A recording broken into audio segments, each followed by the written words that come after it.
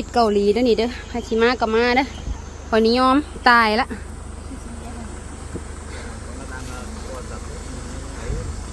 ตายเบิ้งพี่น้องเห็นงานเล่าในเกาหลีใต้อีกแล้ว เป็นลมอีกแล้วแดดห่อนจัดเลยน่าเป็นห่วงอยู่เนาะนี่แหละอยู่ประเทศเกาหลีใต้เห็นงานอาราไบเนาะไพ่ว่าหาเงินง่ายได้เงินดีเมนอยู่ว่าได้เงินดีได้เงินหลายแต่ว่าบ่คุ้มกับชีวิตเท่าใดบางคนโอ้ยหาเงินง่ายแท้เลย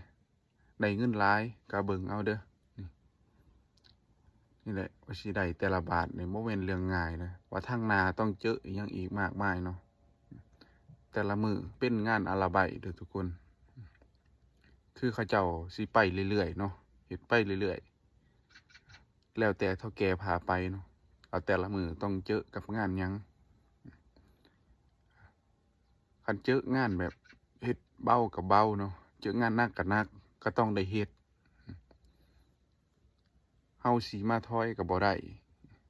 มาเห็นหน้าเวียกหน้างานแล้วก็เฮาก็ต้องเฮ็ดเท่าแก่พาเฮ็ดเนาะคือช่วงนี้ก็แดดมันร้อนแรงบางคนก็แบบเฮาสู้กับแดดบ่ได้เนาะจากที่เฮาเคยเฮ็ดเวลาน้อยๆคืออยู่บ้านเฮาหั่นแหละเฮ็ดเวียกแดดเฮาก็ขึ้นคือเฮาบ่เจออยู่แดดเกาหลีนี่โอ้ยทุกคนร้อนก็อยู่บ้านเฮาอีกแต่ช่วงนี้ก็ประมาณ45องศาพุ่นแหละบางมื้อแต่ก็บ่ต่ำ42คือบนข้อยเฮ็ดนี่ก็เมื่อวานนี่ก็45 46นี่ก็อยากให้ทุกคนรักษาสุขภาพตัวเองนำเด้อเฮ็ดงานลาวเฮาในเกาหลีใต้นี่แหละพี่น้องเอ้ยการที่เฮามาหาเงินอยู่ประเทศเขานี่ว้าวว่าสบายบ่ได้สบายเด้ทุกทุกก็อยู่บ้านเฮาอีกลำบากแต่ว่าเฮ็ดได้เนาะเฮามันคนที่ว่าบ่มีอิหยังเนาะเฮาก็ต้องมาสู้เอาเถื่ออยากได้ความฝัน